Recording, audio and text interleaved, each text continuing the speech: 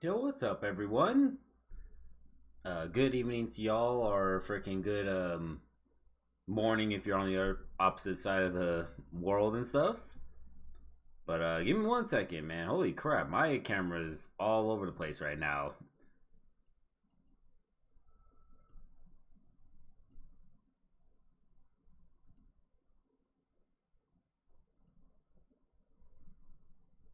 Alright, cool. There we go. But yeah, freaking appreciate everyone that's showing up for the stream today or the podcast.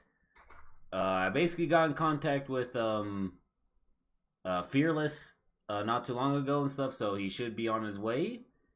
But today should be a pretty good episode for the stream today.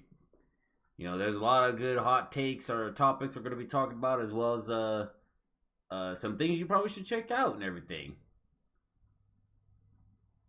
So, I'm basically gonna send a message to Fearless to see if he's gonna be on soon, and then we'll take it from there, guys.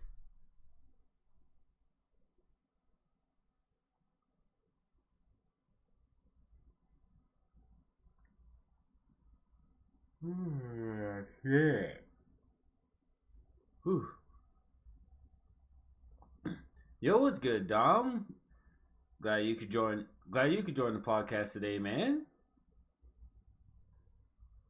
Yeah, we're just waiting on Fearless and all that stuff to get himself ready and stuff. But hopefully your day's been going well, man.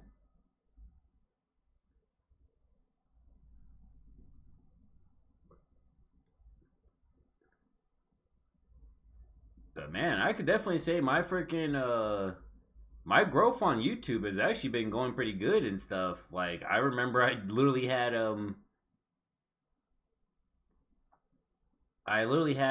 what was it? Like 150 subscribers not too long ago, and now I literally have freaking 170 subscribers. That will actually 171 counting today and stuff. But yeah, like 171, man. Freaking, I was not expecting that. So freaking my growth is going good, man. Freaking baby steps. Heck yeah. Appreciate everyone that does subscribe to the channel and stuff, cause man, like, I literally made this channel as like an extension of like my personality in a way, so that way you get to see like what I like to do and stuff. And to actually see it pay off in a way that people actually like it and stuff, that's cool, man. Because I was actually debating and everything on like, man, do I really want to like make like another tutorial kind of show or something like that, or another thing where it's like you just explain how to do stuff and everything. And I was just like, nah, I just want to freaking create. I just want to create, so I just want to just record myself creating stuff, and hopefully that helps people out. And I guess it does and everything, because freaking my latest video I have up, it's the one where I just made like dubstep and FL21 and all that stuff. I made that one, and as of today and everything, freaking that thing is like at 800 views already and shit. Like, I was not expecting it to go like that, but all it was literally me just making making a drop from scratch and everything, and people freaking found it awesome and shit. So that was dope. So big shout out to everyone who watched that. Oh, you record some vocals this morning? Nice, man. For you already in the works of on another album and stuff? Speaking of, that last album you put out was actually pretty cool, man.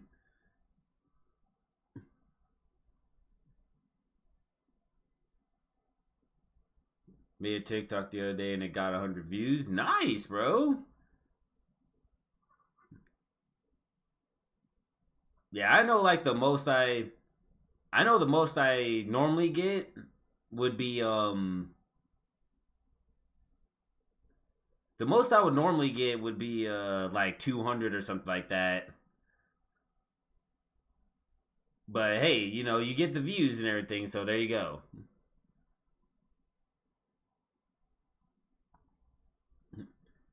It was a Minecraft speedrun rap. Hey, nice. That's crazy. Alright. Then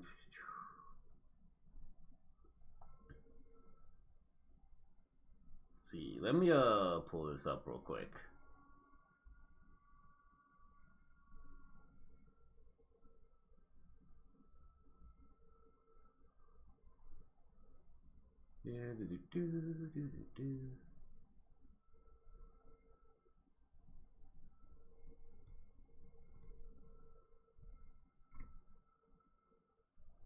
Oh crap. I forgot to switch my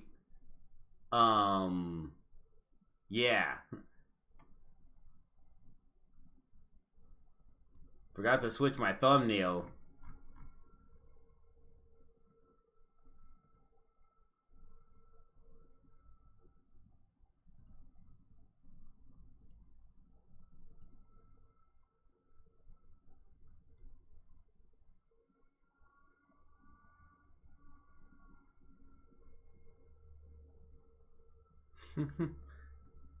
Dang. I forgot to switch my freaking my thumbnail up. That's all me shit. Cool. Well, at least I got that. At least I got that taken care of.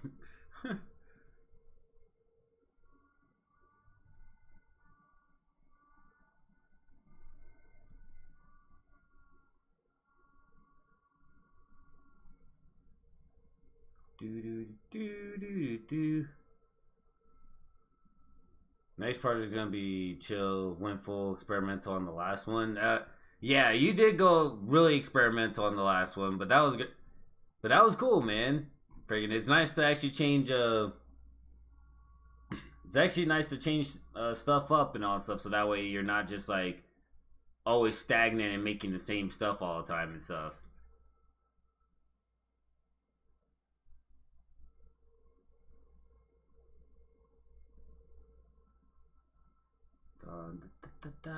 All right, cool. Now that I got that, finally.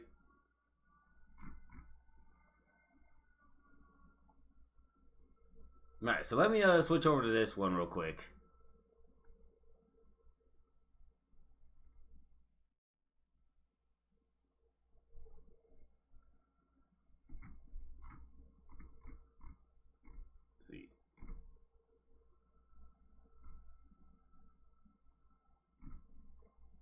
Yeah, so see, for this video right here is already at freaking 800 views already and stuff, and it came out 12 days ago and shit.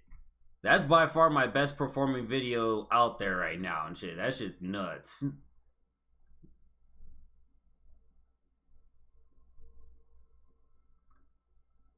Let's see.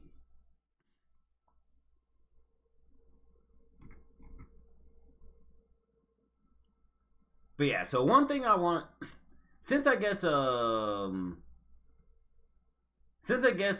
Fearless is running a little late and all stuff, I guess I can get started on what I want to talk about. So hey Dom, do you know who Coheed and Cambria are? Like the band Coheed and Cambria?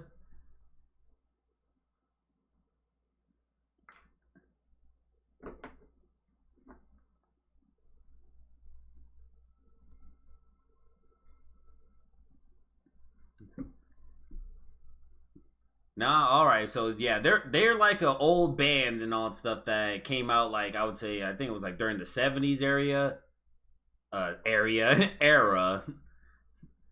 came around the '70s era, but they've been making music for like a long freaking time and everything. And normally I don't freaking listen to them myself and everything. Not saying that they're bad or anything. It's just not everyone's music is gonna really resonate with you and stuff. But I do know that they did have a few hits and everything that did make it on the radio and all that stuff. So it's kind of like all right. So they got success and stuff.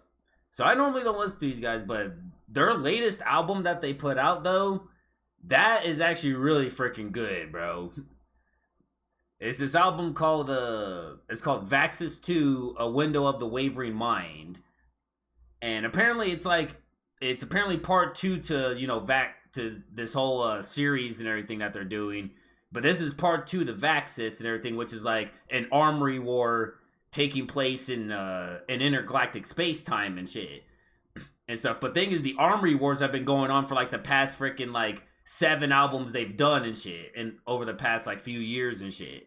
So it's been going from like primitive time to like modern time to now in Vaxis it's like freaking what would an intergalactic armory war look like and shit. And it tells like all this big old story literally just freaking with just rock music and shit. That's the shit that made it so cool to me. Like they literally made it seem like it was like an audio book and all that stuff, but they made it all out of rock and shit. So that shit was actually really cool, man. Like in terms of Vaxis, in the first one I actually had to go and listen to this. I listened to the second one first, and then I went and listened to the first one and stuff. But in the first one, apparently there's these 2 lovers and everything. It's kind of like a Romeo and Juliet kind of thing, where they're kind of like star-crossed, where like shit's not gonna work out and all that stuff. But the way it's set up is really freaking cool, because she's like literally like this I think it's like a second in command and everything of this intergalactic fleet that's trying to take over the world and shit. Or I shouldn't say world and everything. It's basically take over the galaxy and shit. But they're trying to take over the galaxy and everything. And she ends up meeting this one dude who's like a peacemaker and all that stuff. And once she starts learning about like how he thinks and like how he sees the world and all that stuff, she ends up seeing things differently and all that stuff. So they kind of like end up falling in love and everything. But because of that and everything, it's like, yo, you're falling in love with a peacemaker, but you want to take over the entire galaxy. Like, you gotta choose one or the other. And that's where Vaxis 2 comes in, where freaking she basically made the decision and shit to kind of like try to keep the relationship going, but now it's like really starting to like fall apart on them and shit. It's pretty crazy, man. I really enjoyed it, bro. So I'll actually pull this up and shit. And on top of all that, this has got to have one of the best freaking album covers of the year. Because the only thing that made me want to listen to this album and everything was the album cover and everything. So let me pull this up.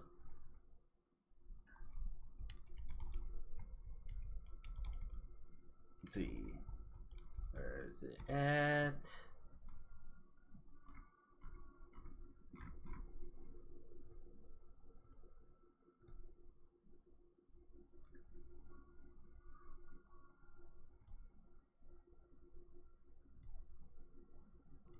All right, so tell me with this, okay? All right, tell me with this album cover, you would not want to freaking listen to this shit. Like, look at this shit. Look at this shit. If you were scrolling through your freaking new releases, right? If you were scrolling through your new releases and you just came across this, tell me you would not want to freaking check that shit out. Like, come on, man. Like, that shit made me want to freaking listen to it immediately and shit.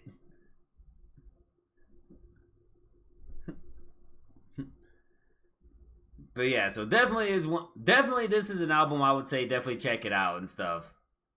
Definitely if you're really into like rock music and all that stuff, because the way they made this one is freaking crazy, bro.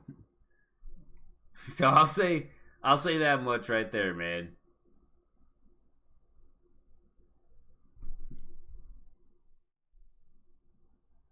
Yeah, so that was one thing I really wanted to discuss was yeah, that album right there, because man, I was not expecting it to be that good, but it's a good album. So definitely go and give that a definitely go and give that a listen. All right, and the next thing I wanted to talk about is let me pull up my WordPad here so that way I could open up all the links and shit that I got. Cool, here we go.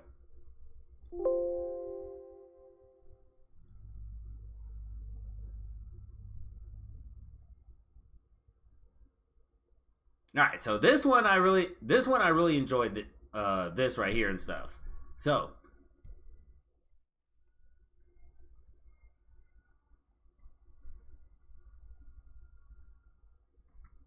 the alchemist himself made this masterclass, right? He made a masterclass on beat making and everything, which I honestly think is really cool and everything. Because I mean, this is definitely like one of my top influences when it comes to hip hop beats and shit. So for one of my top influences to really make a masterclass where only he can describe like how to make his beats or something like that, or how to just make hip hop beats and stuff and just give his 2 cents on stuff. That shit's actually really cool, bro. Yeah, that's really cool. So he now I was actually thinking about getting this masterclass. I was thinking about getting the masterclass, but at the time, as of right now and everything, I'm kind of like trying to save money and all that stuff to invest in other stuff. But luckily, freaking Music Radar actually ended up getting it, getting their hands on the masterclass and all that stuff, and they basically found 10 beat making tips and stuff. So let's see what the Alchemist had to say and stuff.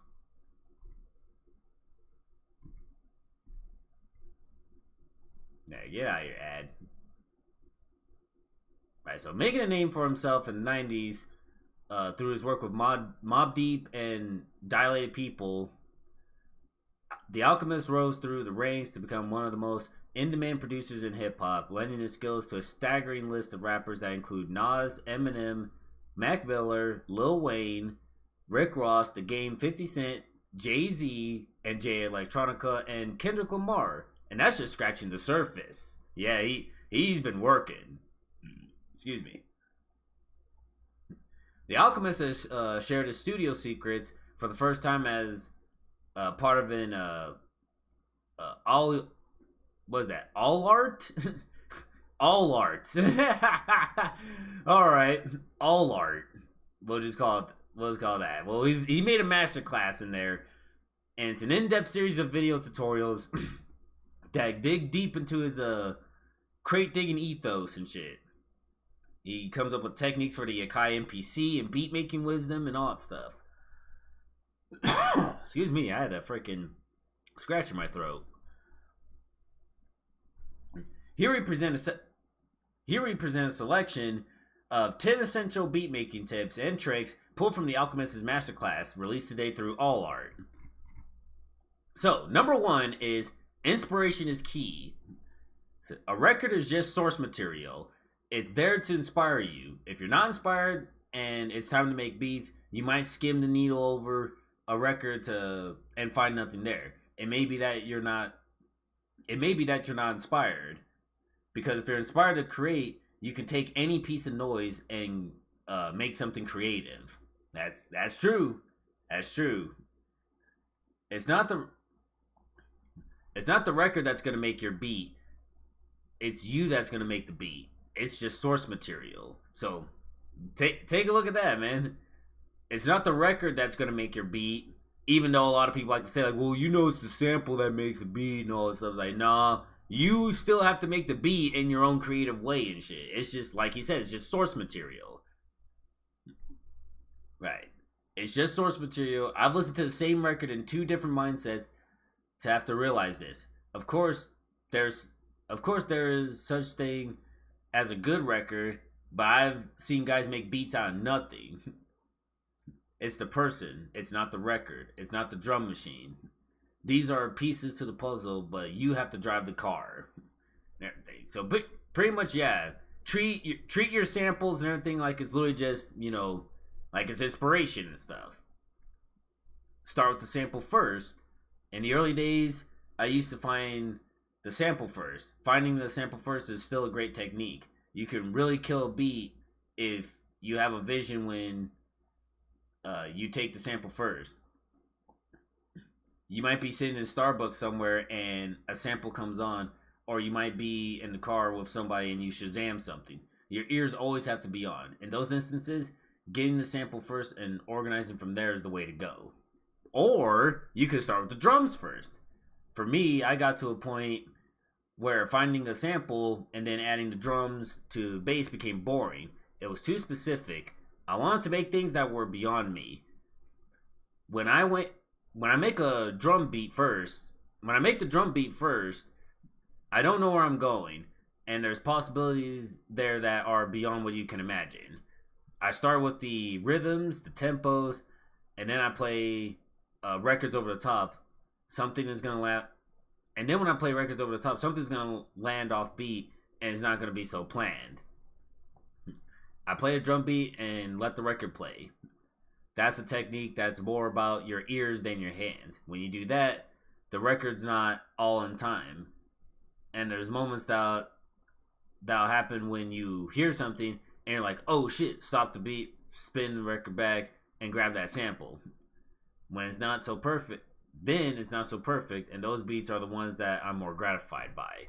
So pretty much, yeah, he usually will start with the drums first to kind of make to kind of have a much more unorthodox feel and everything. That's why if you ever hear some of Alchemist's beats where, like, you know, the drumming is just straight crazy and all stuff and everything, like, literally listen to the sample while the drums are going crazy, and it's like, yo, like, what the heck?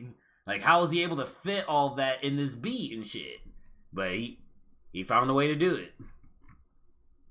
Number 4, layer your samples. Layering is how you create the magic. The MPC is a really raw machine. There's not a lot of effects in it. They were made for drums, but we got crafty with it and started adding sounds into it and chopping them up. So we're already doing something the machine wasn't made to do. To make a beat with a lot of layers sound like a finished product is tough to do with the MPC. This thing is raw. It's not blended well enough sometimes, just coming out of this machine. So for me, the trick is to add as many layers as you can. But as you add layers, there'll be these different elements. But when you mix them all together, the goal is that most people's ears won't be able to hear those layers. Label your samples. If you're an organized person, I would recommend labeling your samples while you work. To be honest, I go really fast and I don't name shit. Yeah, especially when you're in the moment and everything, you don't want to be freaking thinking about doing that. But if you name stuff, you're the man, and I do recommend it. It's a good idea, but I'm still trying to learn that one. I will say, I've had a lot of problems when it comes time to clear your beat. Learn from my mistakes and label your samples, name your folders. Pretty much I've been doing that like ever since like the 5th year of me making music, and also the first 4 years though.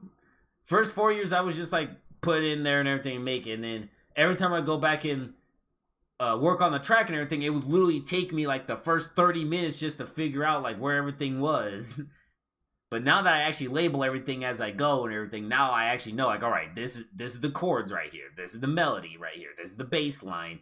This is the big wub sound and everything that I made and stuff. So I just name it that and shit. So that way I know, like, right when I get to the beat and everything's like, all right, now I know where all the elements are. So that's cool. If you intend to sell beats on a high level, it's a good idea to remember and write down all the samples that you use. You'll get to some hot water later if whatever rapper's hot at the time picks your beat and the label wants to know where all your samples come from. If you don't have your answers, there could be a problem. Pretty much, yeah. So get your samples cleared. No, so definitely get your samples cleared. Use mute groups. If I'm gonna chop a sample and it's a basic sample, I make all the pads cut each other off. The way you do that is by going to the voice overlap and creating mute groups. The pads in the same mute group will cut each other off, while the others will continue playing if you press the assigned pad. I'll create a group for the drums as well, so the kick and snare cut each other off, but I'll have the hi-hats out because they'll be playing with the kick and snare. Nice! Cool. Number 7 is be creative with structure.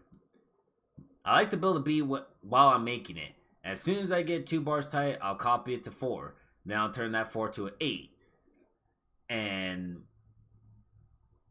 I'll change it. Oh, shit. Phew. Phew. Excuse me.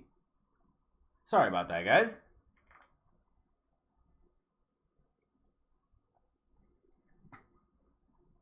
Alright.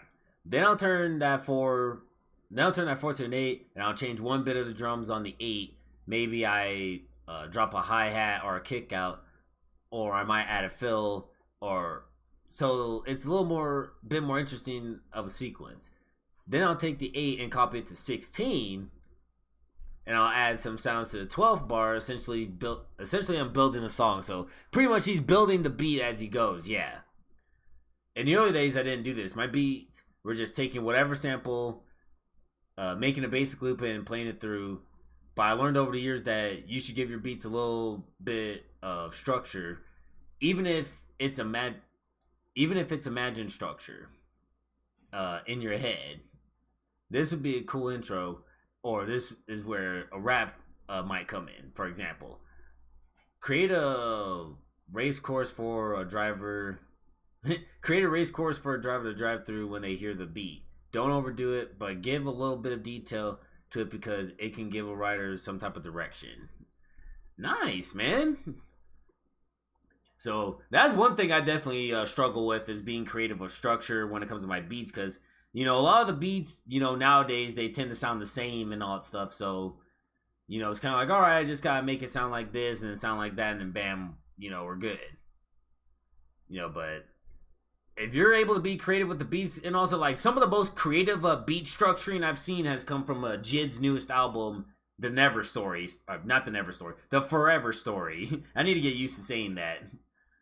But yeah, if you haven't heard The Forever Story yet, definitely go and listen to that. That's a great way of being creative with structure and shit, man. Especially if you are a hip-hop beat maker. Number 8 is use quantization carefully. Some beats you want to be more robotic, and some beats you want to be more loose. But when you make music, it's good to have one thing that's locked in. When I say locked in, I mean quantized, locked to the grid. For me, that's my starting point. Depending on what the beat is, I'll pick one element to be that. The rest of the material, I'll leave loose and don't quantize. Or if I do, I go into the step sequencer and move notes around. Swing is important too. That's the neck snap. Yep, that. Yeah. You ever see the neck snap and people just... Yeah, that's what swing does. That's that neck snap. That's what I call the funk. The swing on the MPC goes from 50 to 75. There are some numbers I lean towards, but everyone finds their own. 62 to 63 is my comfort zone. Alright, we're almost there. So, at number 9, we have tailor your vocal chain. Alright, I use a light vocal chain. For EQ, I use Wave's Renaissance Equalizer. Hey, that's actually a good equalizer, bro. Everybody's voice is different. Havoc from Mobb Deep never needed any EQ. His voice was made for rapping. Prodigy was trickier to mix. He had more of a boomier voice in the mid frequencies. A lot of the time, it's removing that's necessary, not adding. The key is to find the frequencies that are uncomfortable. See, EQing is not all that complicated, man. It's all about finding the frequencies that are uncomfortable and taming them. And that's also what compression is. From the EQ, I go to the Waves Renaissance compressor. I keep it pretty simple, but I like to compress, but not too much. I want the rapper to sound in front of the snare. If the snare is hitting louder than the vocals, that's a pet peeve of mine. If the vocal sounds right, the rapper should be leaning his back on the snare with his legs up on the kick. That's funny. That's how a vocal should sound if you're doing it right. From there, I go to the Waves de-esser, and I'll find any vocal frequency that's unnecessary. I'll find any vocal frequency that's unnecessary. I'll duck that, and I'll add some Pro Tools deverb, and that's it.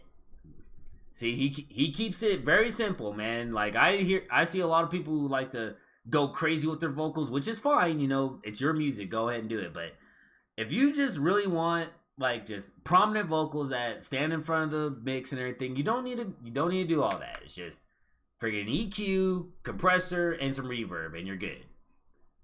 And last but not least, reference at number 10, we have reference your final mix. When I'm working on an album, I wait to mix the songs until the end. We'll mix a couple songs, and I'll pick one and say that's a good mix. That's our reference point.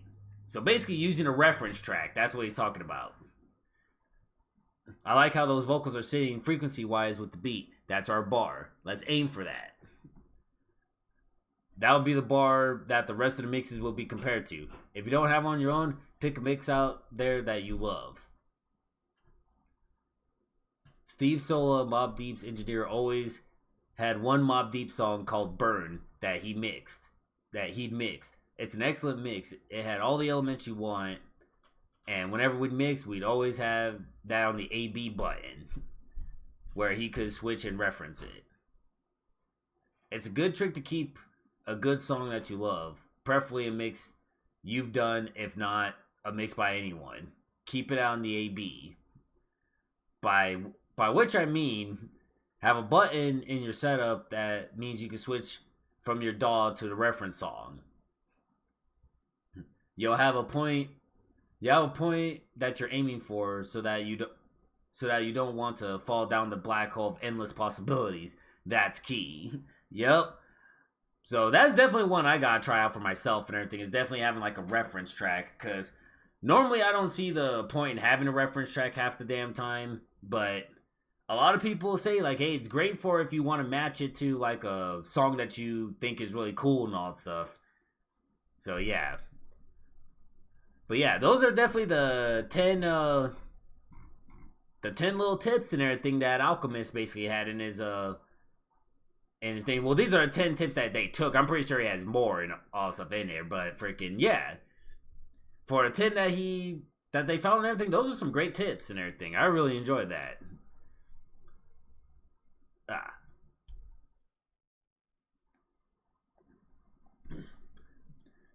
Yeah, so that was the 10 beat making tips and also from the Alchemist himself. So definitely, if you are a beat maker and you really needed like some good reference points for that and everything, definitely go and check that out, man.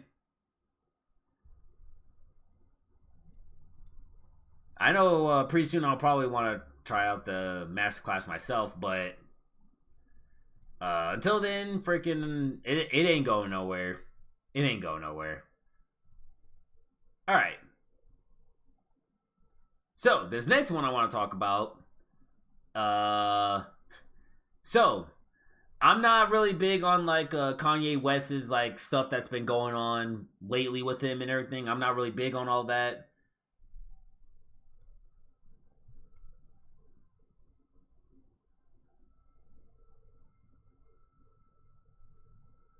Oh, 1 second.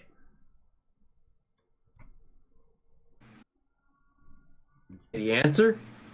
Yo, what's good, man? Yo, there he is. What's going on? No, sorry. I just now freaking saw the call. I was so busy like discussing this one thing with the chat and stuff. I'm so sorry. No problem, man. I've been wondering where you've been at for the last 40 minutes. 'Cause, I thought we were doing this podcast today. Yeah, that's totally my fault, man. I'm so sorry. No, no, I totally forgot. And actually, after this, maybe I'll get your phone number or something, or some other way to get a hold of you, because the Discord thing is I don't check Discord often enough. So like if you don't answer right away, I'll never end up seeing it. But so maybe we can exchange phone numbers or whatever you're comfortable with, and that'll work better. So that way, we'll always like, we'll be able to get in contact with each other. Yeah, man. What do you think about that? Hell yeah, bro. We can definitely set that up. Okay. Might be easier. Oh, I was asking, do you have any topics prepared? I didn't get any prepared because it was all last minute for me on accident, but I can always pull some up too, so let me know. Oh, I actually still have a few I can discuss and stuff. So give me 1 second. Okay, cool. I got a new screen I want to try out. Hopefully it doesn't kill my CPU too bad. But let's see. Let me try this out. Are you guys ready? Also, I don't know if you have a Stream Deck. I don't think you said you had one, but Stream Deck just had a big like software upgrade. That's something we can talk about. Stream Deck, which lots of streamers use, it's like how they switch between scenes and they play sound effects and funny clips and stuff like that. Yeah. The main software for that just updated and everything is broken right now. So like none of the scene switching works. Luckily some of the sound effects still work, but like the whole thing is like gone to shit, and it's horrible, bro. It's so bad I can't even use it. So we'll just do it manually, but it's fine too. That works. Heck yeah. I've been seeing lots of people complain about that and everything too. So let's try out this new screen. Oh shit, yeah. Things are a little bit okay. Yeah, dude. This is looking cool so far. Let me type in the chat because I got a chat thing open here too.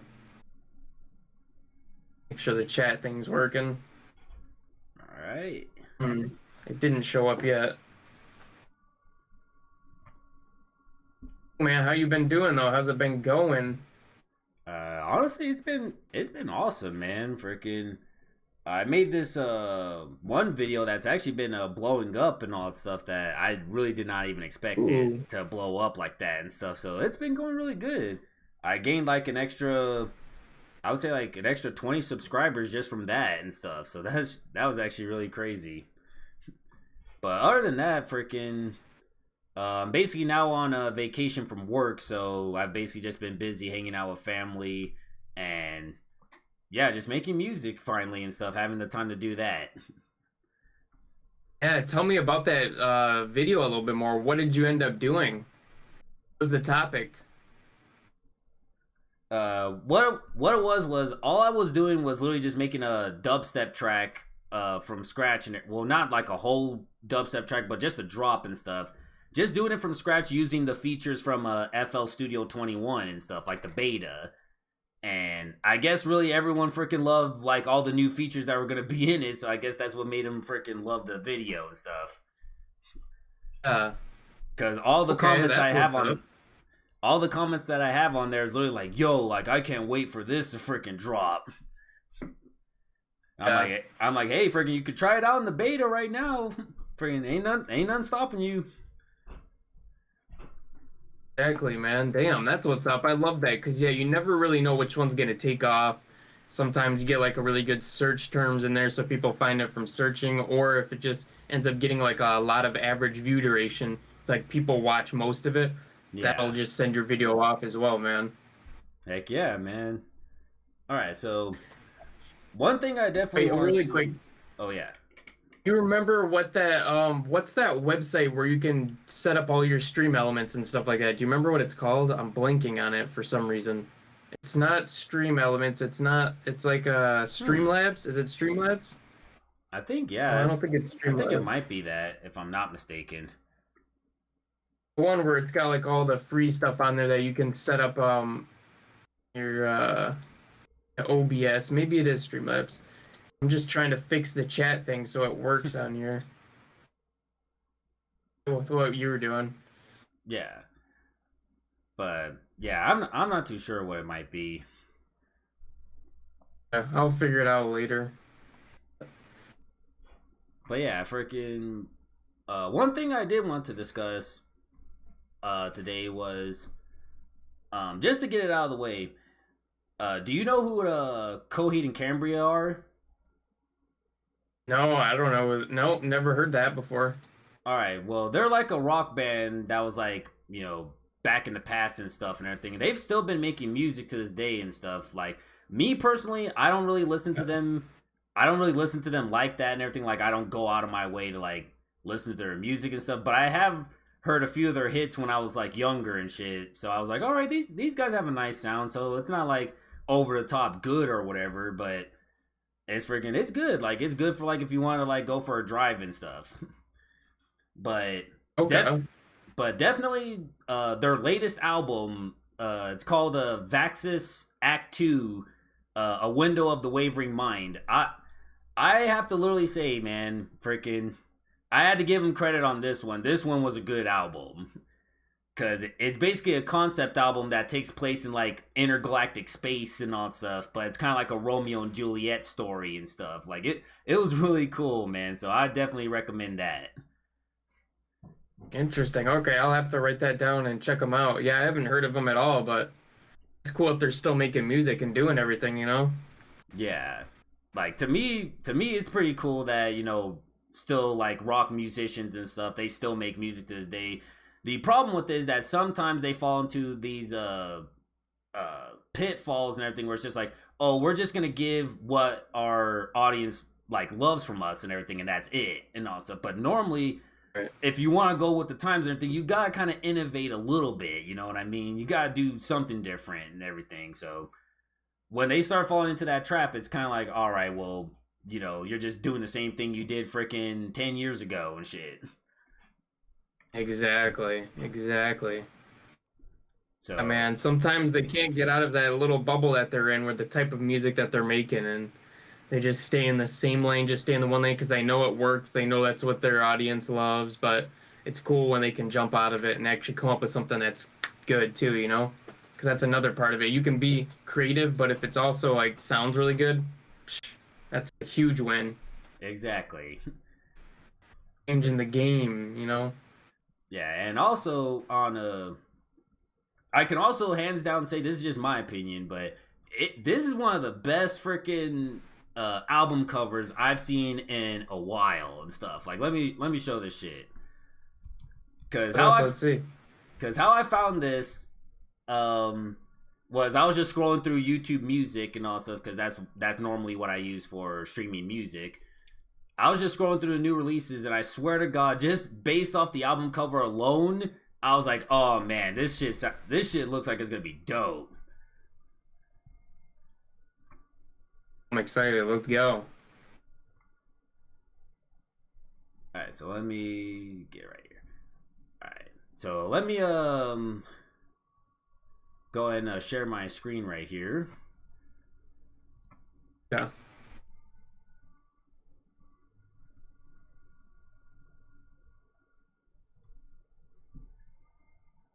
All right, tell me about this, man. Tell me you would not want freaking if you saw this album cover right here. Tell me you would not want freaking listen to that shit. Pretty epic, man. It almost reminds me of like a Star Wars or like a movie like that, like a futuristic movie, like one of their image or not images, but like what the title is for it. Yeah, that looks fire, man. And like it almost tells a whole story. It's like Yeah, like just from the kid album. probably gonna grow up and be like the Yeah. leader or whatever, and all this stuff. You can almost like get a story just from it, you know? Yeah, like that's what I got from it too, man. Like literally just from seeing that, you could already tell, like, oh man, this is gonna be like a story or something, man. This is gonna be pretty cool and everything. Yeah. And it turned out to be exactly that and all stuff. It's literally like a rock concept album and stuff, taking place in like intergalactic space and stuff. Like it's really cool, man. So I highly recommend just like a one listen to it and stuff. Me, I've been listening to it like ever since I freaking listened to it, which was like 2 days ago. Damn, dude. Okay. And wait, what was it called? Wait, who are these guys again? Coheed and Cambria. Okay. Yeah, Coheed and Cambria. It's called Vaxis 2, A Window of the Waking Mind. Or you could just say Vaxis 2. Yeah. That's what's up. Access too. But, It but looks yeah. like the widget thing is set up. Oh, the text Damn, I don't know why it's not working. That's annoying the hell out of me. Yo, what's good, Studo? How you doing? Yeah, man. So what's been new, dude? What's been even going on in the music world this week? I don't even know. I've been so out of tune with everything because I've been like trying to get a bunch of stuff done. I'm working on like doing more YouTube videos now, going harder with that. Been fixing up some of my websites, making things look cleaner and more professional, and just getting lost in it, man. As you can see, I'm like all over the place, forgetting things and going crazy. It's all good, man. And you were even saying like, you know, you were kind of like just going through some stuff mentally and stuff. So it was, you know, it's all good, man. You know, you're taking care of yourself. But I will say this though, one thing that did spark my interest was the Alchemist himself, who's a real freaking inspiration for me and stuff. Apparently he actually released a masterclass and stuff where he can talk about like all the tips and everything for beat making and stuff. Now, while the stuff he talks about is kind of related to like, you know, NPC stuff and everything, the tips that he does give is actually like, you know, you could apply that to just a DAW system and stuff, because it's literally like the same thing you've probably been doing over the years and stuff. It's just he did it on a NPC and stuff. Yeah. So, but in the end and all stuff, Music Radar actually ended up getting their hands on the masterclass, and they actually found 10 good tips and everything that basically he came up with and stuff. Now, some of these tips, I'm pretty sure, like if you're a music producer already and stuff, you probably already know this. But if you are just like a beginner and you're like just trying to get better and all that stuff, then definitely I think some of these tips can help you out, man. Yeah, do you have them ready to go? Yep, I have them right here. Nice, let's go. Right, so he released so basically he released a masterclass on this website. I think it's called All Art and everything. But some of the top tips he had and everything. Number one would be inspiration is key and stuff. So basically, how he says here, it says a record is just source material. It's there to inspire you. If you're not inspired and it's time to make beats, you might skim the needle over a record and find nothing there. It may be that you're not inspired. It may be not that you're not inspired, you know, because if you are inspired to create, you can take any piece of noise and make something creative and stuff. So pretty much how he's basically saying is like, just like how we take samples and everything, and it's like, oh man, like that's the one and everything. It's like, if you're inspired to create something, then freaking, you know, that's the thing to use and stuff. But if you're not inspired, then you're probably just going to be skimming over like a bunch of stuff before you get to it. So yeah, inspiration is key. Number two, start with a sample first before you go to the drums, which of course I'm pretty sure I do that a lot and everything. And any other producer that does that in the chat and everything, definitely let me know and everything, because I know I start with the sample myself first and everything. Because he said, yeah, gotta save the best part for last, right? Yeah, because he says here in the early days when he used to sample, he would sample first and then finding the sample, and it's still a great technique because you can literally kill a beat with a great sample and all that stuff. But definitely, find like an interesting sample first and then build off of that. Or you can start with the drums first and get a little bit more unorthodox with your chopping and streaming and sample chopping as well and stuff. Because for him, he says it got to a point where finding a sample and then adding the drums, it became pretty much boring and all that stuff because he was doing it every day. So what he started doing was he added the drums first, because now with the drums going, you really don't know where the hell you want to take it. So now you're playing the sample over the drums and you're finding little snippets inside of the sample to really go like, oh man, like, you know, that would sound good in this part, so you chop that part, put it in there, listen to it again, and then it's like, oh, that part sounds good, so you chop that up and put it in there, and then you basically just build off of just the sample chops yourself all over the drums and everything. But it's led to some of the beats that he's more gratified with. Like, you can even hear some of this, and like, I would play this and everything, but because you know, copyright and everything, this is a great example off of Jay Electronica's latest album and everything that he put out. and everything. Like he started off with like pretty crazy drums and everything, and just built the sample over it and all that stuff, and it still sounded pretty cool and everything. And number 4 is layering your samples and everything. So layering is how you create the magic, and to make the beat with a lot of layers sound like a finished product is tough to do, especially on an MPC and stuff. But as you add your layers, there will be different elements. But when you mix them together and stuff, the goal is to make people's ears not be able to hear those layers. So basically, it kind of feels like it's all one sound and stuff. So that's that's also a good way. Like if you are using, like, let's just say copyrighted samples and everything, you layer that sample with another sample and all stuff, they wouldn't be able to hear that like in its entirety and stuff, because you're chopping up like different parts of it and stuff and shit, and then layering them together. Number 5, this is my favorite one and everything. If you are a person that struggles with like disorganization and stuff, definitely take this into consideration. All right, label your samples. All right, label your samples, because for him and everything, he's more like, all right, I'm just gonna go and do it type of guy and stuff. So he doesn't really label stuff.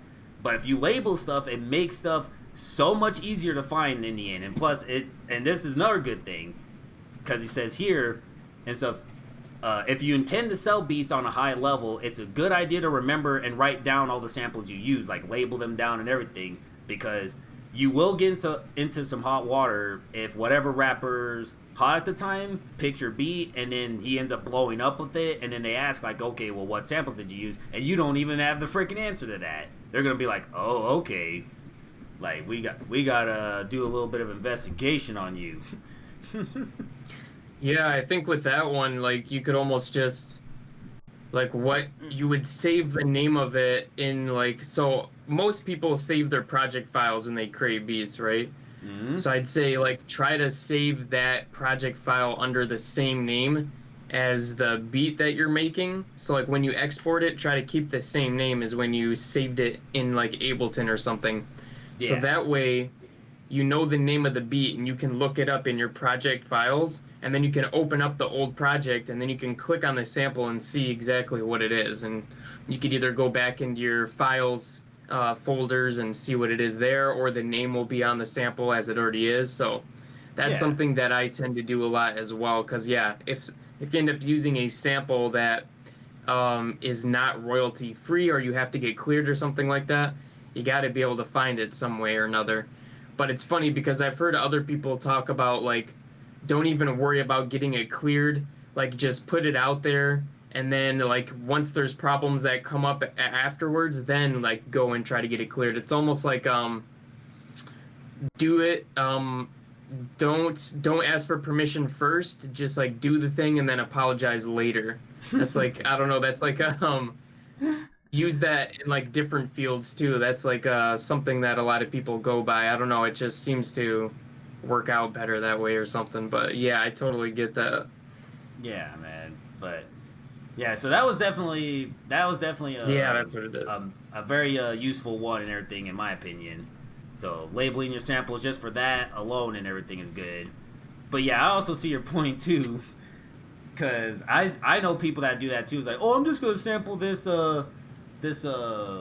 sample from, like, the Stylistics or something like that, which of course is, like, one of the most sampled people in the freaking world and shit. But yeah, I'm just gonna take the Stylistic sample and I'm just gonna freaking make something out of it, and then, you know, if they come by and everything, hey, I'm gonna be rich by then and all stuff, so hey, I can just handle it and everything. It's like, bro, they would get into your pockets way before that. Yeah, Stoodle said it in the chat. He said, easier to ask for forgiveness than permission. That's what they say. Yeah, I guess that's a way. That's kind of like a way to look at it. Or maybe not even necessarily easier, but I think you get a better outcome that way. If you ask permission, they can say no right away. Whereas if you just use it and then you ask for forgiveness later on, you already used it, you already got the result, and there's a better chance they're going to let it just stay, you know? Yep. So that's why it's just better to just ask and everything. It's just better to just say, hey, can I use this? No? Okay. And then you just go to the next thing and shit. And then you find something else and it's like, hey, can I use this? Oh yeah, just pay me like freaking 1,500 or something. It's like, all right, freaking there you go. Freaking now you get to use it. So now there's no. Yeah, I don't know. I don't necessarily agree, but I see what you're saying at least. Yeah, that's just how I'm seeing it and stuff. Again, it's not the proper way to do it, but that's just how I see it. Plus, here's the other thing. Here's the other thing you have to think about that completely destroys what you just said. If you ask for permission and they say no, you could miss out on an opportunity where you blow up. Let's say Juice WRLD, for example, his most popular song was Lucid Dreams, where they stole a guitar melody from Sting. They literally copy and pasted it. Now, if they asked for Sting's permission before they used it, Sting probably would have said, no, you can't use that, and that song would have never came out. If that song never came out, Juice WRLD would never have been as popular as he was, because that was the song that gained him such an audience and put him out there into the real world, right? So it's a good thing they didn't ask for permission, and instead they asked for forgiveness later on. Now, Sting ended up turning around and taking like 90% of the royalties and the profit from it. But there's more than just royalties that are associated with this. It's the popularity and that you gained from dropping the song that ended up being a masterpiece. So that's how that kind of destroys that theory, because you miss out on so much more by if they say no up front. Unless you went ahead and just did it anyways. You could always do that. But yeah, so that's kind of where that saying comes from, you know? Better to ask for forgiveness than permission. Yeah. I guess, yeah, I can see that as well and everything, because there's been a lot of good songs and everything that, yeah, if they did freaking ask for permission, it probably would have never gotten made. So, yeah, that's actually a good point. Yeah, yep. That's a real good point. Crazy world out there. Sampling is and it should be easier to sample, I feel like, and people shouldn't be as butthurt about it, because nothing is better for nostalgia than sampling an old song, an old hit. Like, it's an easy way to make there's a lot of ways to make older stuff into a classic banger, classic hit, just by sampling it and then doing your own thing on top of it. So I wish it was easier to get clearance on samples and stuff like that, but I guess it wouldn't be as fun, right? It wouldn't be as fun if it was too easy. Yeah, nothing in life is ever easy. Even if you want it to be easy and stuff, there's always something that messes it up. But yeah. Yes, sir. So getting back to this, so number 6 and everything, basically using mute groups and stuff. This is basically just him saying, like, you know, like all those parts in the beats where, like, you know, it kind of cuts off to like emphasize a lyric or something and everything. That's pretty much what he's talking about, is just using mute groups on your beat and everything. So it kind of gives that sense of like, oh, this is where that one line is gonna stick out and everything for like the artist and stuff and shit. So it's pretty cool. I like that one. Number 7 is be creative with your structure and stuff. So pretty much just make sure your beats and everything pretty much sound interesting overall throughout the entire experience and stuff. Because he says he'll work on a tight 2-bar loop and then make that 2 to a 4, then turn that 4 to an 8, and then turn that 8 and make that 8 sound a little different, and then turn that 8 into a 16, and then make something different for the 12th and the 16. And also, so pretty much as long as you're being creative with your structure, your beats and all that stuff, then it'll sound interesting as the duration of the song goes on and stuff. So that's, and they use the fear here and everything as an example and everything, because, you know, he starts off, you know, the beat with, like, you know, the sample and everything of, like, you know, Kendrick's cousin talking about, like, you know, hey, like, you know, we felt like, hey, we fell from God's grace and all that stuff, you know, we aren't following these commands and all that stuff, and that leads to him feeling fear, you know, about all the stuff that he's been doing and shit, and that's why the beat ends up sounding the way it does. Right. And then he switches it up from then he switches it up from the main beat to like having a completely different beat at the very end, where he's actually doing another freaking snippet from his cousin talking about that shit. So that's actually pretty cool how he was creative. He was creative with that and stuff, and it literally made it like a full on like centerpiece of the whole album and shit. Yeah, super creative, man. One of the maybe the most creative album this year was his new his new album, I think, personally. Like, the things he talked about, beats that he was on, just overall just felt like such a cohesive project. Now, the songs may not be like bangers that you're gonna listen to in the car or at parties, but Yeah. overall, man, you can't say it wasn't creative. You can't say he's not talented. And you cannot say that wasn't a work of art. Yeah. Everything else you can, argue with, but those things for sure, man. Hell yeah. Yeah, definitely. I definitely agree. Yeah. All right. And we're almost there. So at number 8. Oh yeah, no rush. Yeah. At number 8 we have use quantization carefully and stuff. So pretty much make your beats feel loose and stuff and make it feel like, there's swing to it and stuff. Because he even says here, swing is very important because that's that neck snap that you get. Like, when people be like ooh, this shit hard and stuff. Like, yeah, that swing Groove. and stuff. Yes, sir. That's the swing. That's the groove and stuff. So definitely he says if you're going to quantize something, at least make it like at least like a downbeat or something like that. Or let me see what he says right here. It says right here, when you make music, it's good to have one thing that's locked in, and by locked in, that means quantized. For me, that's my starting point. Depending on what the beat is, I'll pick one element to be that, and the rest of the material, I'll just leave loose. So, like, let's just say he wanted just like the first kick or the first couple kicks to be quantized. He'll have that be quantized, but then literally all the hi-hats, all the snares, everything else you hear is all put into swing mode and everything, where it just feels loose and feels more humanistic and stuff. So definitely just use it a lot more carefully when it comes to making beats. And number 9, tailor your vocal chain. So this is just if you're into vocal processing and stuff.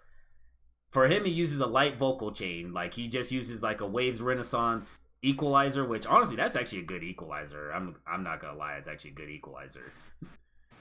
But everyone's voice is different. Like, for example, like Mobb Deep, like Havoc from Mobb Deep, he never needed an EQ because his voice was literally made for rapping. Like, it punches through all the frequencies and all that stuff, so you could literally hear it over the freaking beat and everything. Whereas with Prodigy, he was a lot more like trickier and all that stuff. He had to boom your voice in the mid frequencies, whereas it wasn't good in the low frequencies, so he had to find a way to tame the beat in the mid frequencies in order for his voice to go through and stuff. So basically just tailor it to where it's very simple. Like, it's just a light EQ, and he even has like a light compressor on it, like the Waves Renaissance compressor. And then after that, just add a little bit of reverb and stuff. Because the point of it is that as he says here, the rapper is supposed to be able to, as he puts it in his words, he's supposed to be leaning his back on the snare. All right, the snare can't be in front of him. He's got to be leaning on the snare while he's freaking rapping and stuff. And his feet got to be on the kick and stuff. That's basically how he says it. But yeah, basically what he's saying, it has to sit right there perfectly in tune with the beat. So definitely don't go overboard with your vocals and stuff. And last but not least, this is something I desperately need to freaking try for myself, because I see the power in this, but I never freaking do it. And last but not least, reference your final mix with a mix that you already know is good, and then use that as like a matcher and stuff. Like, okay, so this mix sounds good. Yeah. How can I get it to sound like that? And then you just go back and forth until you get it to sound like that. I've never tried this shit because to me, I kind of always felt like it was, in a sense, cheating and stuff and shit. Because I'm kind of like, am I just using like another person's track just to like do this and stuff? Like, why can't I just use my own ears to make it like this? But now I actually see the power in it and everything. Because especially like if you make dubstep and stuff, if you want to make something that sounds like Tear Out and everything, you got to be able to match the freaking loudness and all stuff of a Tear Out song. Otherwise, it's not going to meet that bar and stuff. And the only way you can do that is with a reference track and stuff. That's how you're going to be able to do it. You've never used a reference track. Never, bro. Never. Really? Never. Oh, okay. Well, yep. I know it's weird, bro. I know it's weird, but I just never thought to do that.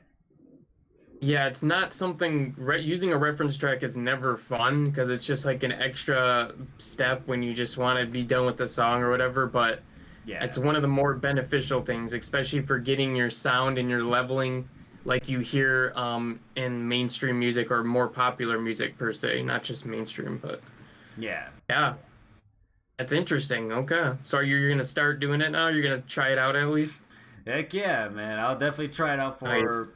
I'll definitely try it out for my EP that I've been working on. Which, of course, if no one hasn't really picked it up, I actually have been streaming, making an EP live on my YouTube and everything. So if you want to come by and see the whole process and everything, definitely come by the YouTube and everything. We'll be streaming some more of it tomorrow. Oh yeah, that's what's up. Yeah, I remember you talking about that last time we met. Yeah, I'm already like 6 days into it already, but I ended up taking like a couple days break just to like, enjoy the start of my vacation and just hang out with family and stuff. Oh yeah, you're taking vacation? Oh yeah, I I'm on think I vacation. remember you saying that. Was for a week, right? Yeah, for a week. Yeah, you're taking a week vacation, you're just gonna make music the whole time, right? That's dope. Yeah, Oh definitely yeah. I'll be Sounds like fun. definitely I'll be squeezing a lot of music in there, but definitely I'll be more often like I would say catching up on a lot of videos and everything that I've yet to finish editing and stuff because I have time constraints and stuff. Right. Good But shit, man. Okay. but yeah, friend, this week's gonna be very productive and just overall it's gonna be a lot of fun. I can't wait for it.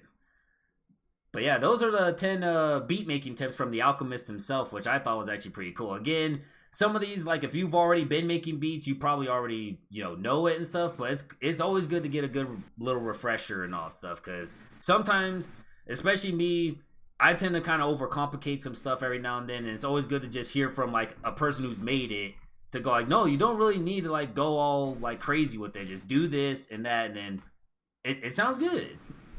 Because the point is that it sounds good and all stuff in the end. That's the whole point with music is that it just has to sound good. As long as it sounds good, Right. then everything else falls into place.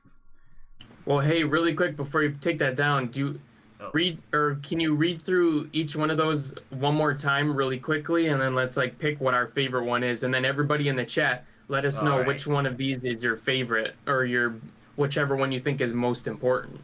Yeah. And then we'll also say that before we close this out because I think that's dope. All right, definitely. So definitely the top 10 beat making tips from The Alchemist. We have number 1 is inspiration is key. So your record or your sample is basically your source material that's for your inspiration. If you're not inspired, you're not going to make anything. Number 2, Okay, yeah, we can just run through these. Yeah. Start with the sample first. Yeah, number 2, Or start with the start sample with the drums first. Number 3 is or start with the drums first, whichever one's more comfortable for you and everything. Number 4, layer your samples. Number 5, label your samples for organization.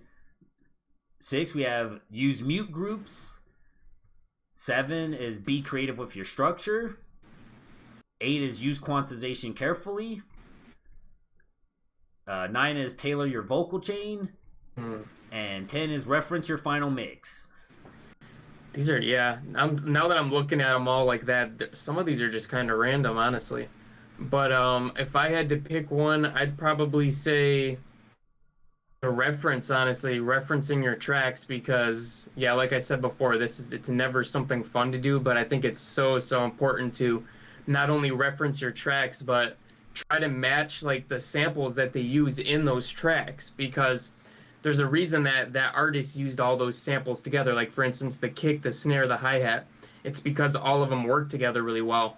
And you can almost guarantee that the person that made that track might be able to hear things better than you. They've trained their ears longer than you have, unless you've been doing it for a while. But especially if you're newer, you can take a listen to their sound selection, especially for their drums and things, because a lot of like certain kick will work with a certain 8 better than other ones. Yeah. One hi-hat might sound better with a certain kind of snare with the melody versus another one. And as you start to reference different tracks, try to copy the drum sounds and the patterns that they're using and like the levels in between them, like how high is the kick in comparison with the 808, you're going to start to make clicks in your brain naturally, and you're going to be able to do it without having to listen to referencing tracks if you do that enough. But let me tell you, I've done it. It is not fun to do, but it's one of those things that's so beneficial it's worth doing. So that's my 2 cents. Nah. And definitely, I would say for me, I'd say yeah, that it would be definitely the same one, but also be creative with your structure and stuff. That's also another. Yeah. That's also another really good one in my opinion, because like it's very easy to get to fall into your normal traps and everything. Like, all right, friggin', it just sounds like this. Friggin', just copy that over there, bam, you're good and everything. But if you can really like make it very creative to where like you can like switch it up right here, do a little bit of a 808 drop right here and everything, then it's like, oh man, now the whole freaking thing is like ear candy and stuff throughout the whole experience. Yeah. And I almost feel like trying out new things too is a good way when you have beat block. Is to like, I was just telling I had a coaching session with someone yesterday. It went amazing, by the way. But one thing I was telling him is, if he was asking what are some things you do if you have beat block, and I was telling him one of the things is just try something else out. Maybe in this track you use 2 or 3 different hi-hats that all work together, or 3 open hats, or 3 snares, or maybe you don't even have a hi-hat, or maybe you just do different things like that. Because when you try out these different things and you be creative, sometimes you come across something that's just like next level, and it's crazy, man, what it can do for you. So I agree with that too. Yeah. And Stoodle in the chat says layering, he'd say, is the most important for him. He says sometimes you can get so into making layers that you can take the sample out completely and just use your own parts. And I 100% agree with that as well. That's dope. Yeah, for real. Yeah. And even like if you want to make your own samples and stuff like that, like you want to make a drum kit, or you want to try to make new sounds that you're going to use in your beats, man, layering different samples together is key, because you can layer like some of your favorite samples together and come up with something new. Yeah. It's, combined. So yeah, layering is huge, man, for sure. Yeah, definitely, man. I honestly never even thought of it like that, but that's actually really cool, man. That's a cool way you put it, man. That's dope. Yeah. Good shit. All right, so let's see what I have. See what I have next here. All right, so I'm pretty sure this is probably like old news or something like that, but I just like found this out, and I swear to freaking God, I busted out laughing and everything. Okay. I busted out laughing when I saw this shit. So I'm excited now. All right, so let me share this real quick. Go here. Okay, so Kanye West's Instagram account got suspended due to alleged anti-Semitism. And so I was reading this and I was like, yo, what the heck happened? And so it says here, Kanye's Instagram account has been suspended. Sorry for that. Due to violating Instagram's social media platform policies. According to the Hollywood Reporter, this account was not only restricted from posting, commenting, or sending DMs, but IG also deleted some of Kanye's recent posts, which include references to going to war. I was like, yo, what the heck's going on here? So the restriction the restriction came after an exchange between Kanye and Diddy, in which West appeared to claim Diddy was controlled by Jewish people. Kanye is off the chain sometimes, man. The message was captioned, "Jesus is Jew." This ain't a game. I'm gonna use you as an example to show the Jewish people that told you to call me that no one can threaten or influence me. I told you this was war. Now go and get you some business and stuff. It's like, bro, what the heck was this? Like, all right. Diddy's attempts to de-escalate the tension were met with Kanye discontinuing to claim that he's being victimized. Anything you text, I will post. I love you. And you guys are breaking my heart. I accept your apology in advance. Kanye wrote, ending their exchange. What the heck? Anything you text, I will post. I love you. And you guys are breaking my heart. I accept your apology in advance. Wait, what? Yeah. He's been on a roll lately. He's been doing some crazy stuff. All right, and this says he reportedly took to Twitter not long after his IG restriction, a platform he hasn't used in years, and began to go in on Mark Zuckerberg. He started going on freaking Mark Zuckerberg and stuff. Next to a photo featuring him and Zuckerberg, Kanye wrote, Look at this, Mark. How you gonna kick me off Instagram? You used to be my nigga." And it's just this photo right here and everything. I'm like, wow, bro. Oh my god. Yeah. That's too crazy. That's an old photo, isn't it? Yeah, this was like back when I think Facebook was like just becoming like very popular and all that stuff and shit. Like that was back in that time and everything, like when Mark was making a name for himself and shit. And freaking even Kanye kind of like, I guess, again, I don't want to say this and all stuff and make it like false information, but it kind of seemed like, he kind of co-signed like what Mark was doing for a minute and stuff, but then he saw what social media does to people and it's like, well, what the hell is this? And he just kind of backed away from it. But I'm not a big fan of them like taking people's like social media accounts away, you know what I mean? I think that like that's like banning, it's like the opposite of free speech. Like if you want to go ahead and like blacklist them or like shadow ban them, that's one thing, but like to completely remove their account and not let them use it is a little unsettling. I'm not a big fan of that, to be honest. I'm a big free speech kind of guy, and I don't like that they do that. They could do other things like, suspend them or not allow them to post for a certain amount of time or some stuff like that, but like just taking their account away and never letting them create one again is just, I don't know, man.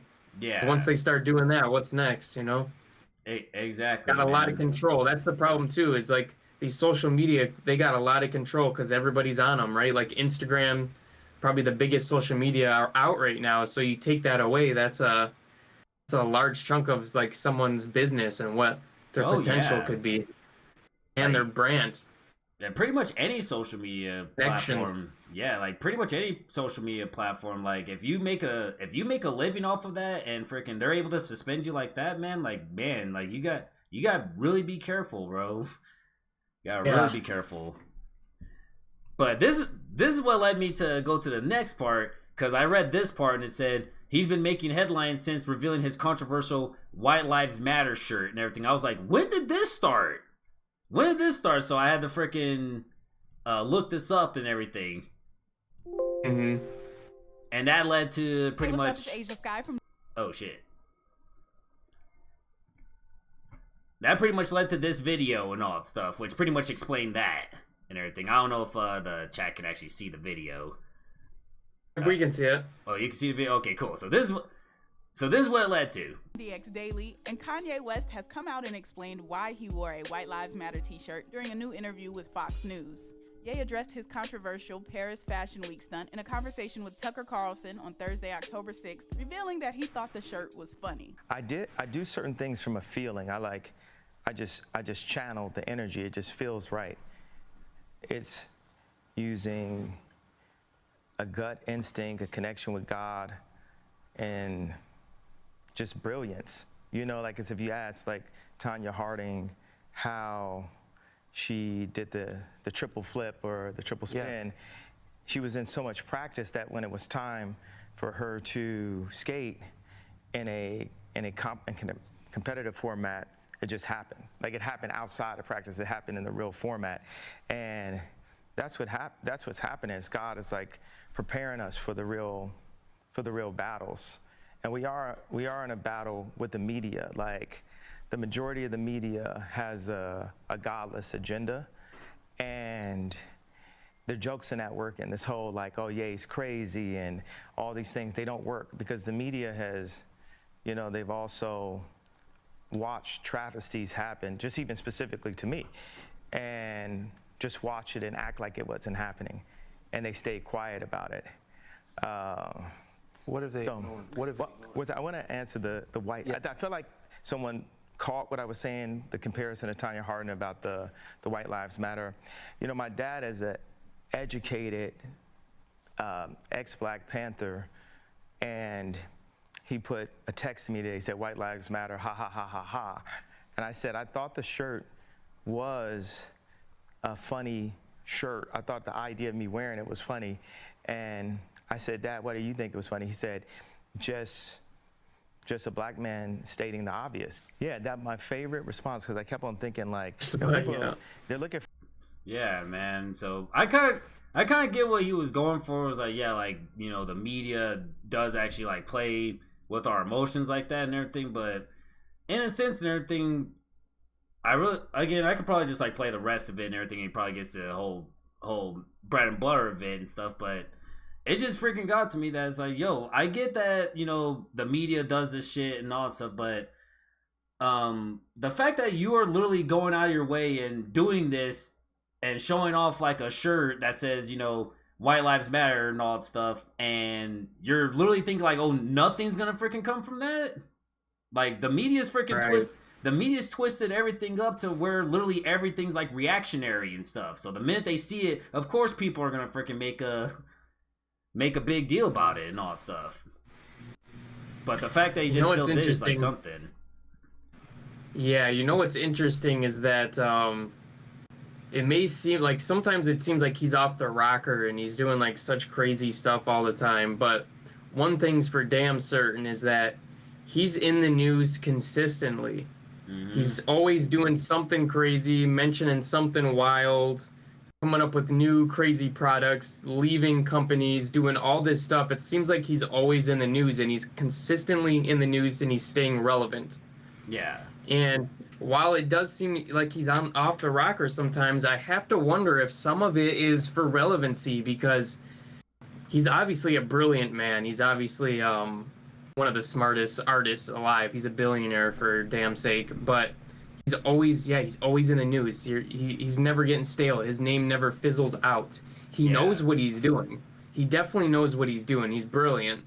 He got his own, I mean, he obviously music destroyed the music industry, destroyed the clothing and designer industry with his shoes and his clothing and his brands. Pretty much everything that he puts his effort into turns to gold. Yeah. It makes me wonder, is this all... Maybe he's just extremely vocal about the things that he knows are very edgy, and he finds like certain ways to twist it so that certain people will obviously turn on him for that and not like him. But the people that agree with him and his message, it's going to bond them so much closer together, because it's kind of like that us versus them mentality. The people that agree with him probably disagree with society and the things he's totally against. And that's going to, obviously, some people are going to hate him and some people are going to love him. It's the polarity, right? It's the law of polarity. And it's going to bond people even closer to him. So I wonder how much of this is really just him going crazy and how much of it is like him knowing what he's doing and almost pushing the boundaries and seeing what he can get away with. I'm sure he didn't want to get his Instagram account taken away. Like, no one wants that. But yeah, it's very interesting, man.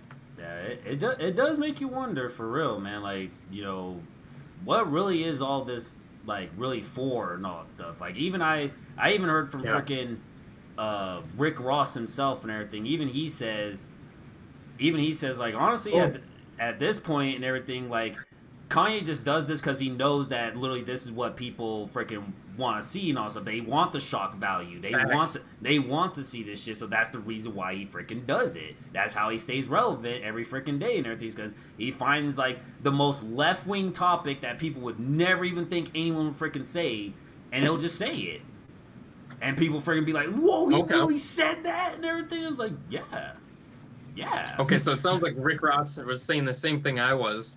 Yeah. Like, gotcha.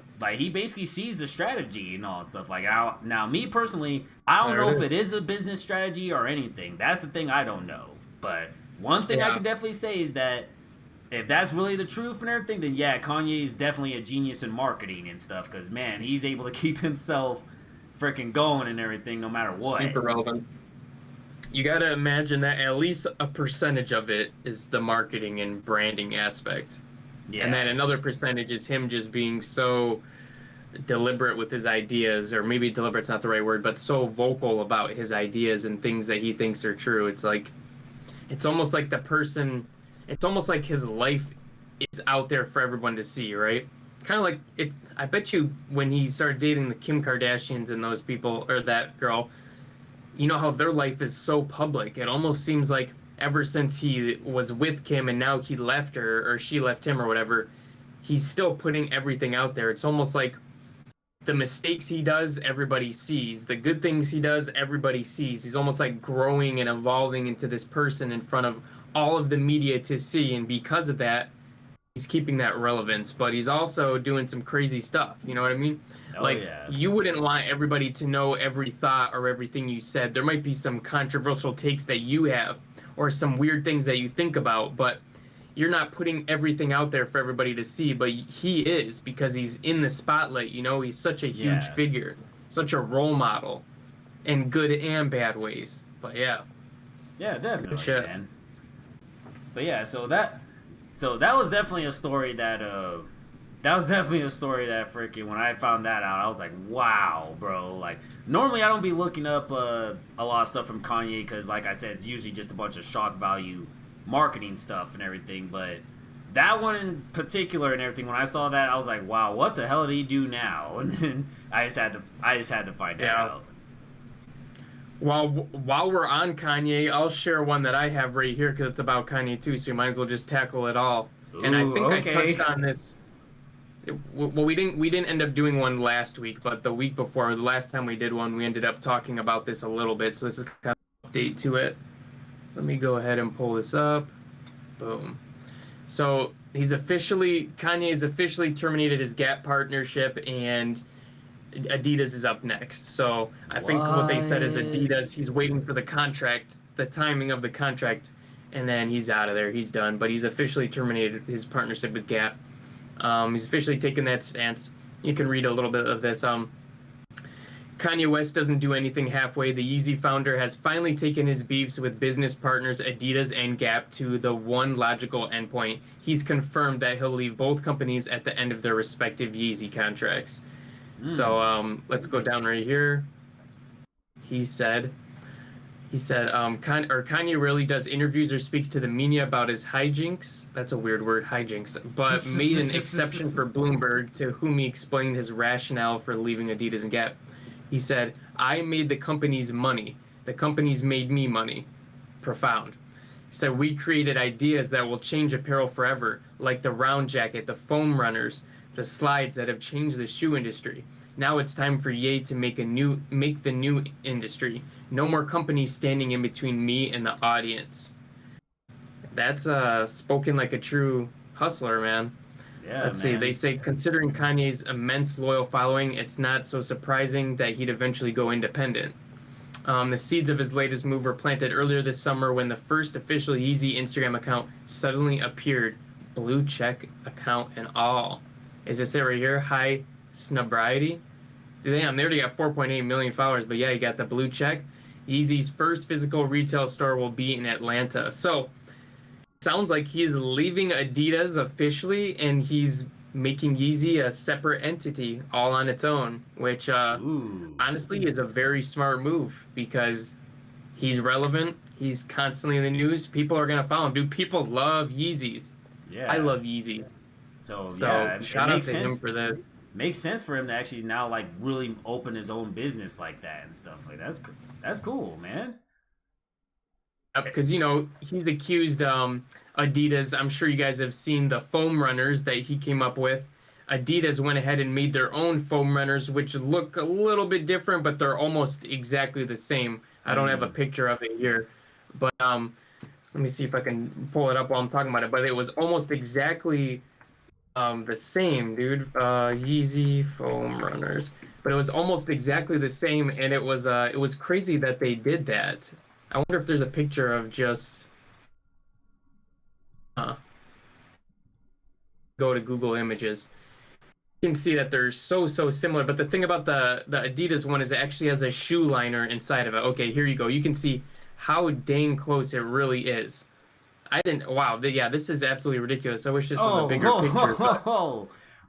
We added like a tongue and some laces versus this is just like, you know, the cushion thing. But that's how damn close they stole it, bro. They actually stole his design, sold it as just an Adidas product. And yeah, they at least should have credited him or something for it. So I thought that was absolutely crazy. But Yeezys have definitely taken like some ideas from like Adidas, you know, some of their fabrics and different things that they use, but nothing that was, you know, this obvious of a ripoff. But Yeah, so like, he has, in my opinion, he has every right to be mad. oh yeah, for real. Like, especially for something like that, like they literally just took that. They took his original design and was just like, yeah, we're just gonna 10x this one part right here and just make it bigger a little bit, and then hey, that's us and shit. It's like, bro, it's the same design though. It's the same design. And he's also, yeah, and he's accusing Gap of doing pretty much the same thing. As you can see right here, his Balenciaga Gap, Gap Balenciaga collab. Okay, yeah, so it's Gap and Balenciaga, but I don't know that these don't look too let me see, hold on, maybe it's the next picture. But yeah, so right here, this is Gap. This is the shirt that they came out with, and I believe this was the original that Kanye came out with. But you know, it's just all the companies trying to get one up because obviously Kanye knows what he's doing. He knows what works and what doesn't work. He's a freaking genius. Yeah. And you know, these companies want to take it, not credit him at all, and use pieces of his work and change it in minimal ways. So I mean, shout out to him. This was he made a lot of noise as he was exiting these guys, but I almost wonder if it was good that he made the noise, because that's going to give his new companies more of a push, right? Because he's in the news, just like we were talking about. He's staying relevant. So maybe it wasn't the best way to leave these companies to make as much noise and go as crazy as possible, but maybe it was, because it's going to draw so much awareness to his new brands and all those things. So yeah, he just has a way of... This is part of it. Well, he dropped a video, I believe it was this week, on YouTube, and was all him acting with different people, but it was like, it looked just like a video game. You know, it had like a health bar and his name up at the top, and he was walking really funny like an NPC character and doing crazy things. I wonder if this is it. Let's see. No, it's not. But anyways, it was really different, but I think that was part of a there's a little snippet of it. Yeah, it was pretty crazy. I don't know if I'll be able to pull it up. Kanye West. Yeah, I thought it was really interesting. Yeah.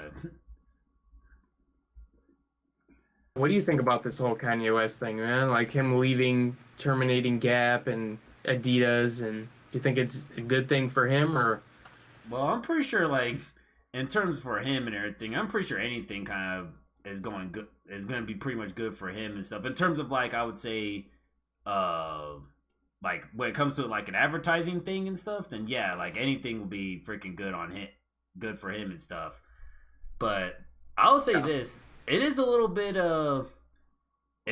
shocking in my opinion, because, like, I remember, like, hearing freaking Kanye always talk about the Gap and everything. Like, if you ever listen to, like, his old music and everything, he would always be talking about, oh, yeah, if you worked at the Gap and everything, you just make some money, you know, so you save that up and all this stuff. Like, he'd always mention that. So when he actually got into collaboration, that was, like, a big W and all that stuff. It was like, man, like, he always talked about this, and now he's actually working with them. That's cool and shit.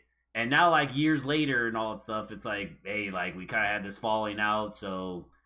You know, it's kind of sad to see and stuff, but then again, you know, like we said, he's a really smart dude. He knows what he's doing and stuff. He knows how to market, like, his brand and all that stuff, so freaking, I'm pretty sure, yeah, him parting ways is really not gonna hurt him much and everything. He's just gonna write off of whatever's going through the media and stuff, and he'll just use that to his advantage. 100%, man, 100%. I totally agree. And yeah, I mean, he kind of had to do this thing where he partnered with a brand that already had a reputation before he could kind of go on his own. I mean, he could have done it the other way too, but it wouldn't be as big of an impact, because now that he's made all this clothing and all these shoes that have done really well and people absolutely love, now people are going to follow him over to his other brands. So he's going to take all of those Adidas customers and those Gap customers and make them his own as well for doing that, because they're going to follow him wherever he goes. So very smart play on his part. Yeah. So, yeah, I'm pretty sure everything will work out for him in the end and stuff. So, again, this is just one of those reasons why, like I say, you know, hey, I respect Kanye for, you know, like, his hustle and all that stuff, but I just don't like him as a person when it comes to certain things and stuff, just because the way he just goes about Yeah. things and stuff. It's like, wow, man, like you could have handled that so differently, but instead you're just like, no, I'm gonna do it like this, and then I'm gonna post it on social media. It's like, all right, I'm pretty sure everyone wanted to know that. For real. Yeah, so yeah, did you have any other topics you want to talk about? I have a couple others, but just some quick ones. Well, you can go ahead next. The only other thing, I'd say the last new thing I had to talk about was, did anyone listen to that new Lil Baby album? That was one of the ones I was gonna talk about too. Yeah. Yeah, freaking. I don't know. Me personally, like I like him as a feature. Like when it comes to a feature and everything, every time I hear Lil Baby and everything, I'm like, man, this guy's pretty cool and shit. But I don't know. Like I just can't seem to get into his projects for some reason. Like his projects will start off a certain way, and then it just kind of like trails off and everything, and it's just like, okay. I don't know. I guess to me, it's just kind of mid and stuff. But I would like to see what you guys think about it. Well, it's projected to sell, I think, upwards of 200,000 copies, which is obviously top tier. So it's doing amazing. Oh yeah, there's no denying that. Oh baby, it's everything you would expect from him. He's not doing well. Here's the thing: I haven't listened to the whole thing through. I've listened to probably 10 songs off of it so far, and I think there's at least 23. So from what I've heard, definitely some hard stuff on there, some really dope beats. It's everything you'd expect. From what I've heard, he hasn't stepped out of the box too much.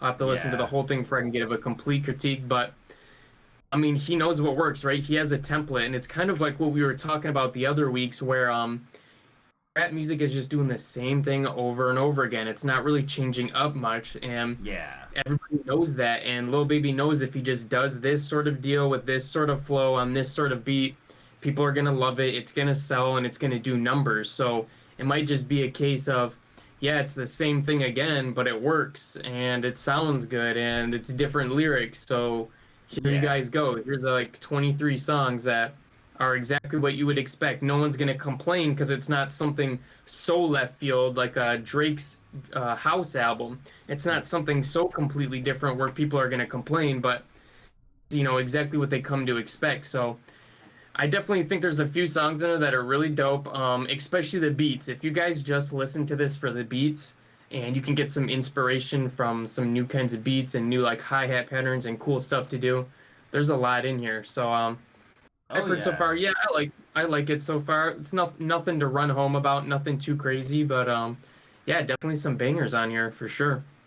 Yeah, I'll definitely agree. Like when it comes to the beats and everything, like if you want some good inspiration on like what some of the new beats of the new age are gonna be sounding like and everything, definitely give that a listen and stuff. Cause there are some beats in there and everything that this is honestly, I would say this, the beats is what kept me listening to the song, listening to the whole album and stuff, just because I was literally like, yo, the way they did the sample chop on this one, like that's actually cool. I might want to try that and stuff.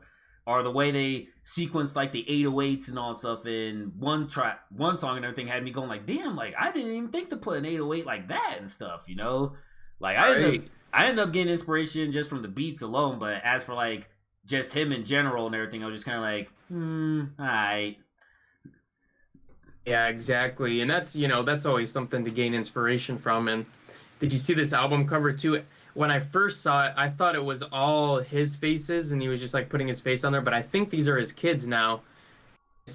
I seen an Icebox episode of him recently where he took his, did you see that, where he took his kid to Icebox for his birthday and bought him like $100,000 worth of jewelry, like an iced out watch and a bunch of other stuff in his own chain. I'm like, oh my God, that's the most spoiled kid in the world, man. Don't take that to school, man. Don't take all that to school. That'd be wild, bro.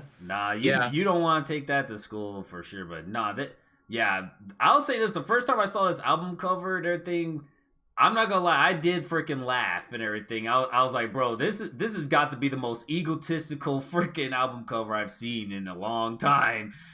And so, but no, when I actually looked at it, it's like, there's like literally like, you know, his daughter right there. There's like his youngest son right there and all that stuff.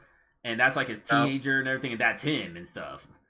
It's just seeing that, it's like he put his kids as Mount Rushmore because those are people he really like looks up to and all stuff is his own kids and everything. So I was like, all right, so now that actually I can see why he calls it like it's only me and everything because it's only me and my family and stuff. Like that's all he's caring about and stuff. So man, that's all that's important.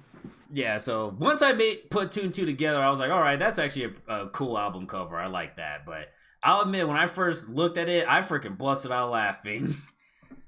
Yeah. I'm like, bro, did he really put all of his like faces on freaking Mount Rushmore and just called it It's Only Me? Like, wow. Yeah, that's what I thought at first too, and I was like, okay, well, all right. I mean, you could expect Kanye West to do something like that too, though, you know? Oh yeah, probably be like, hey, this is the Yeezy from freaking College Dropout. This is freaking 808s and Heartbreak. This is what's it? My Beautiful Dark Twisted Fantasy, and this is Yay. Yeah, sir. Okay, so the last thing that I had too was, did you hear the new song that's been just blowing up lately called Poland by Lil Yachty? I've heard of it, but I haven't really listened to it. Oh man, you gotta listen. I took the walk to Poland. He like shakes his voice and does this wiggly thing with his voice that sounds. It sounds so bad that it sounds good, if that's possible. Wow, so it's definitely one of those ones. Okay. Yeah, it's definitely crazy, and the inspiration behind it is absolutely funny because it's such a weird thing, such a coincidence, and it ended up being like such a big hit. And originally this had just released as like a little leak, but people loved it so much that he actually dropped it. Like he had no intentions of actually dropping it because he probably thought it sounded like crap too, you know? But oh, yeah. It's so bad that it's actually good. We can read this really quick. It says, as Poland continues to take over social media and the rise on the music charts, Lil Yachty has now revealed the unexpected inspiration for his viral hit track. The young rapper appeared in YouTube channel Zia's reaction for his Cole Bennett directed Poland music video to share what's really behind the infectious hook. Around the 4:30 mark, Lil Yachty said, I'm gonna tell you the truth. I was in the studio, right? Working on my new album. I was actually just trolling. My man's just drinking a Poland Springs water bottle, going on to say, yeah, I mean, I obviously had some wok, which is, it's the lean, but he had a Poland Springs water bottle. Also revealed that the song expected to appear on his next album. It's not finished yet, but he decided to release it to build the viral moments. So yeah, basically the hook they're talking about is, I took the wok to Poland. It's literally because he had some wok and his buddy had a Poland Springs water bottle. That's where the inspiration came from. So I thought that was funny. And Lil Yachty said, it leaked, and that's why I was like, technically it's not finished. It's just a verse, sharing that he does not believe in holding out once a track leaks on the internet. Also, Yachty noted that he never took the wok to Poland, adding, but now I got to.